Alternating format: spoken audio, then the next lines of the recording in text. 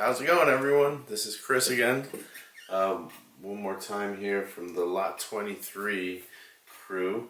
I had a lot of fun last month, and we did this creative sessions where I did some sessions with some friends, and they would send me some tracks, and so we kind of sat in my little messy setup here to learn the song and to create new parts for it. Okay, so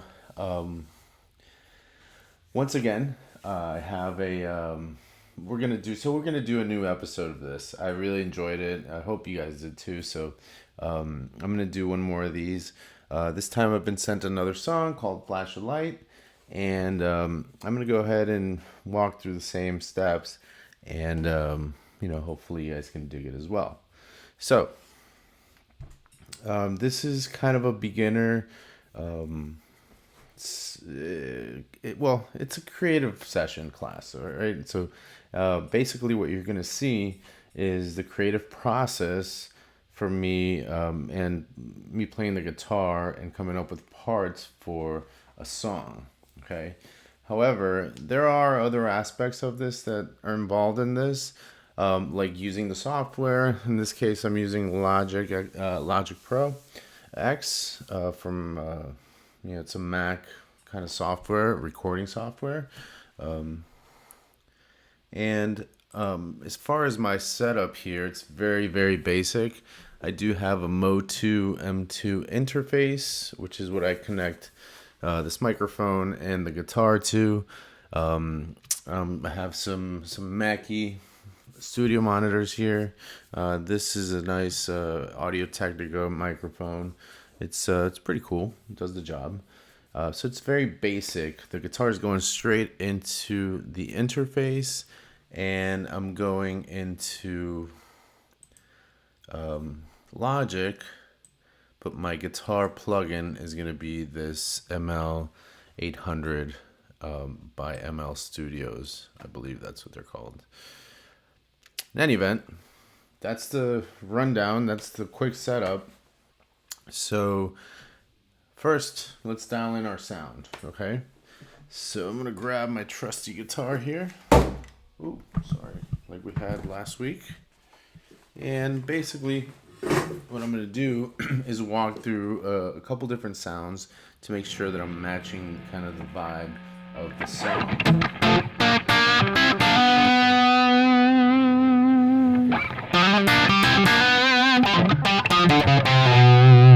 Alright, so let's take a quick listen to the beginning of the song and kind of see if we can dial in a cool sound, okay? These would be my first steps, right? So let's go for it.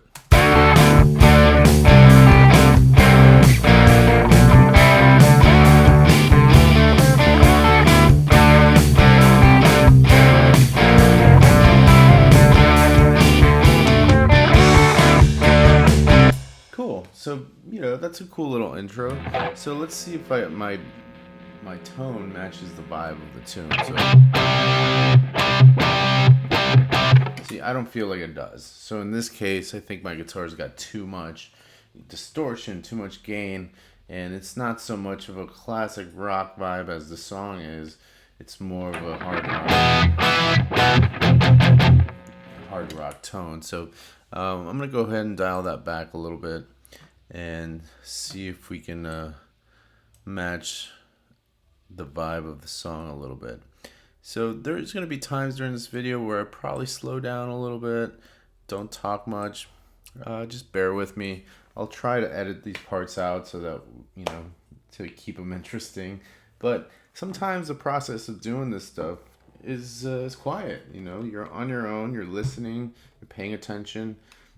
This time, this is a little strange because I'm sharing the process as I'm doing it, but I'll get right into it, and then, my attention will be 100% there, so you'll notice that my pace will slow down a bit. So in any event, alright, so I'm trying to dial a bit of the tone here.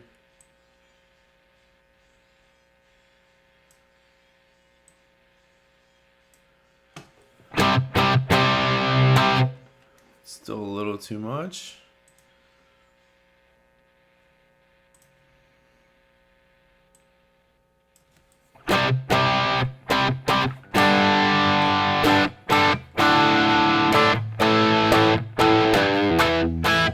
Cool.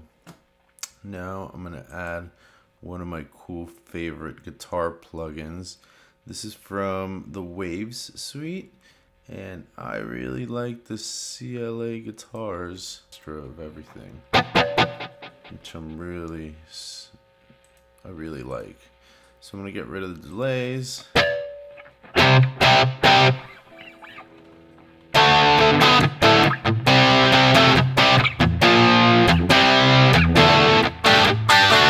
Cool. I like it just like that. Actually, hold on a second. Let's go to Crunch here.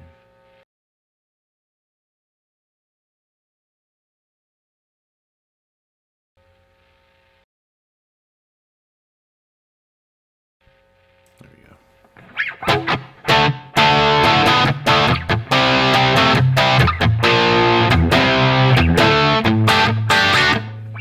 That works for me. I hope that works for you.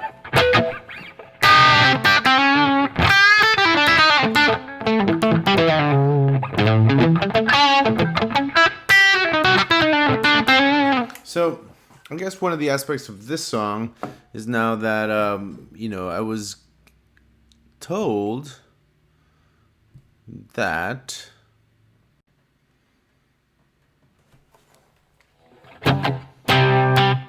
okay, so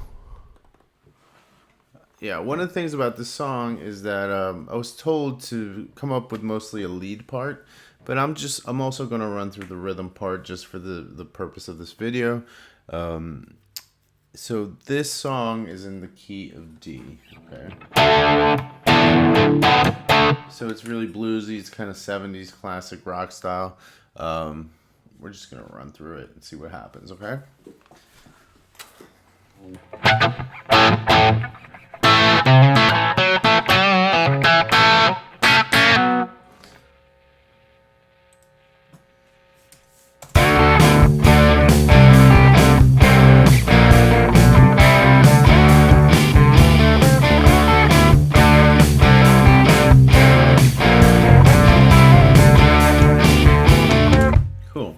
So what I'm listening to there, when you hear all the instruments, sometimes you miss some little nuance of the guitar parts. So I'm going to go back and solo the guitar parts for the other guy, Ben, and I'm going to listen to them, and I'm trying to just kind of try to play it along with it so that it's very tight, okay?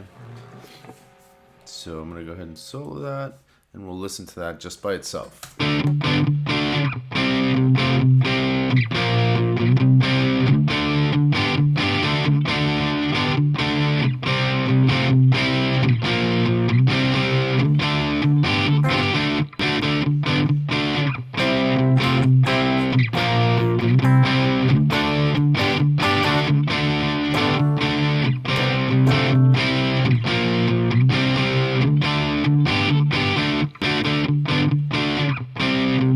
Cool. So we'll start with those first two rounds of it. So let's get started here. Let's arm our track. So I'm on Audio 9 right here. I'm gonna put Chris guitar. Cool. And the way I arm it, obviously, is by pressing the R. So you press the R right here, and you're ready to go. So the next step is simply to press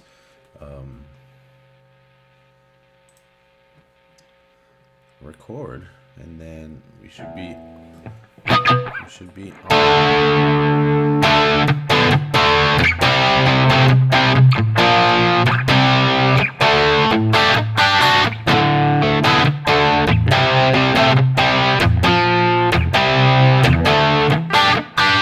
Just a little practice run. All right, let's hear it.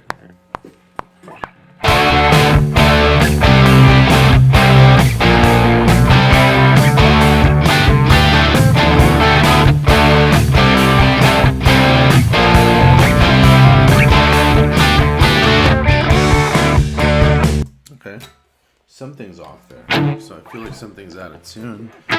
Might be me, but let's just double check here. Might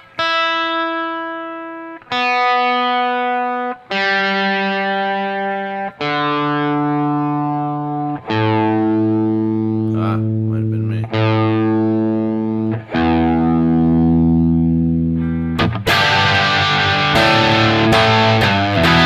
Okay, much better.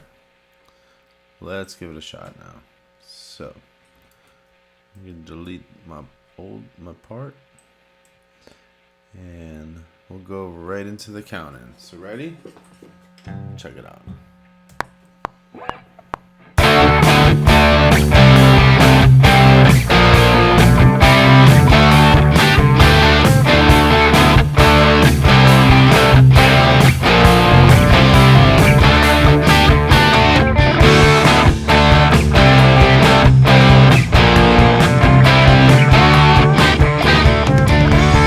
Okay, so I messed up.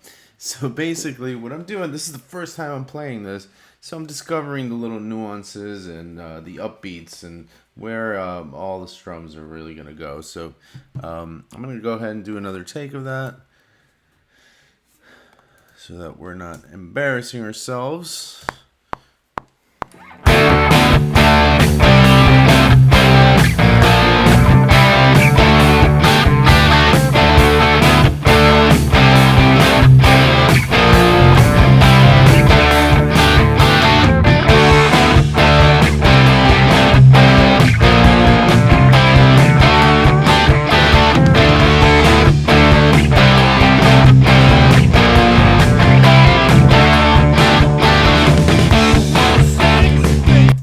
Okay, so anyway, I went a little too long there, and I went into the verse, but we'll fix that.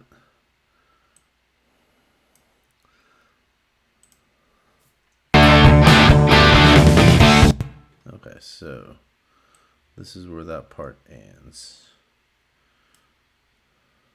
There we go.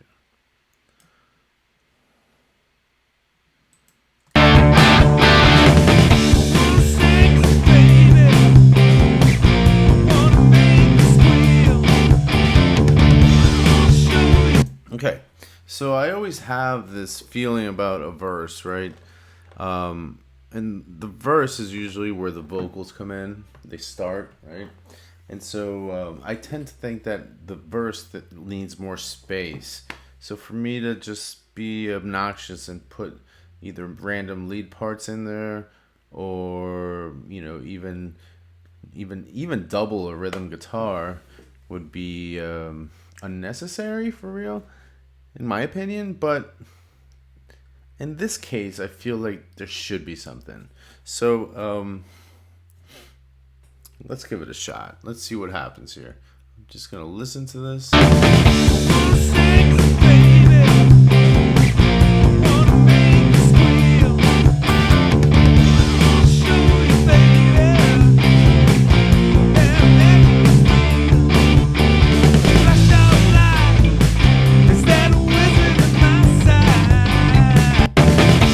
See, this is like a real hard hitting rock and roll song, so I kind of want to give it a shot.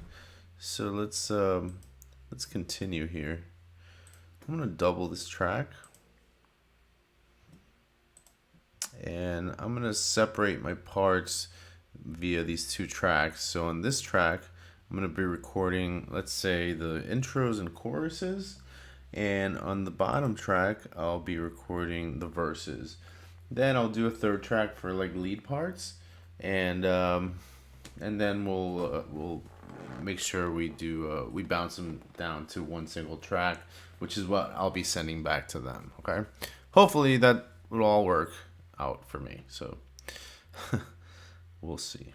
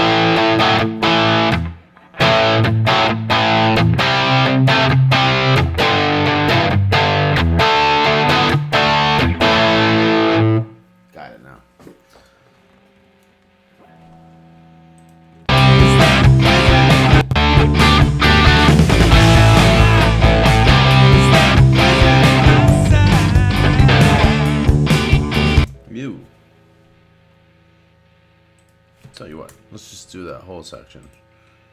So that was fun, and I want.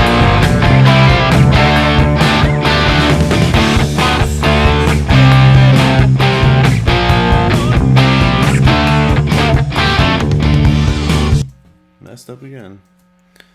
As you can see, we're perfectionists, so we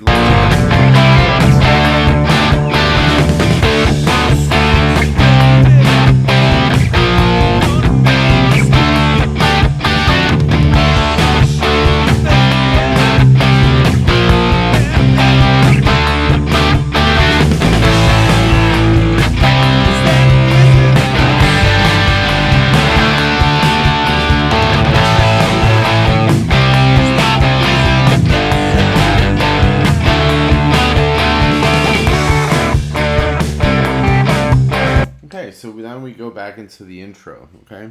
So that's a good structure. So we have an intro, we have a verse, we have a pre-chorus, and then we go back into the intro. Or perhaps the pre-chorus is the chorus, which I fail to recognize sometimes.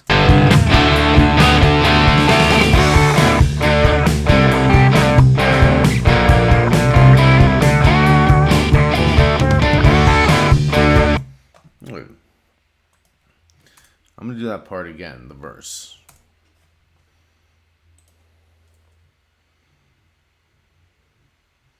I have to keep checking on that camera because it only records for about 20 minutes straight.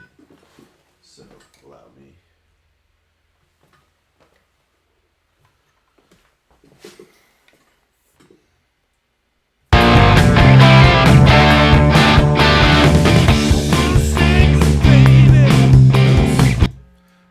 Work if you turn up your volume.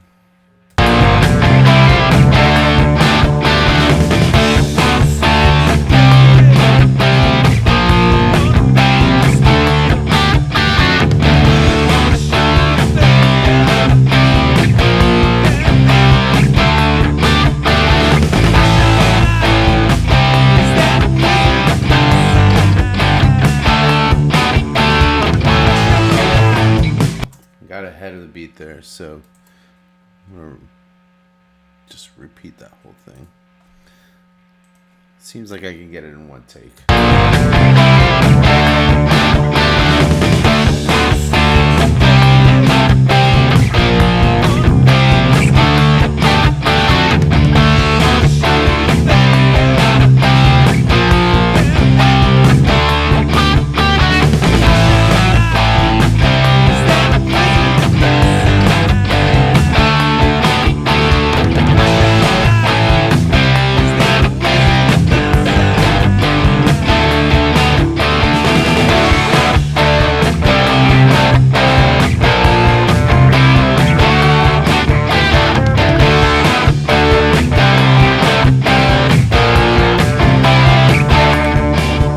Okay, so I went a little too long there into the intro part again.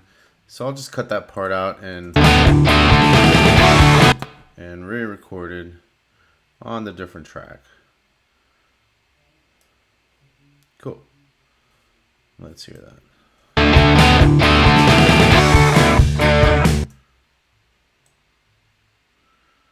A little cool. All right, so we'll go bounce back to the other track and go straight for that intro.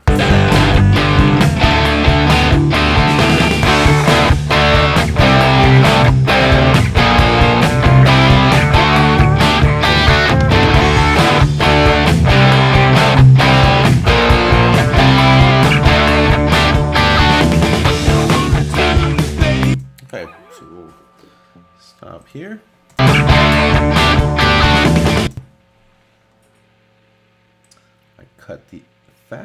Cut the excess because there might be some little parts that I don't want in there. Noises, kind of like these.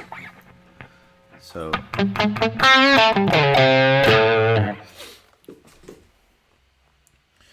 we'll bounce back to the other track. This is what I do. This is not everybody's process, but I don't know. It just keeps it interesting for me, and this is the way I do it. So it's very, very simple, very basic stuff. But it's a really good exercise for people who want to demo stuff at home, do their own thing. I'm going to take a little break because this camera needs to kind of take a break in order to keep recording, all right?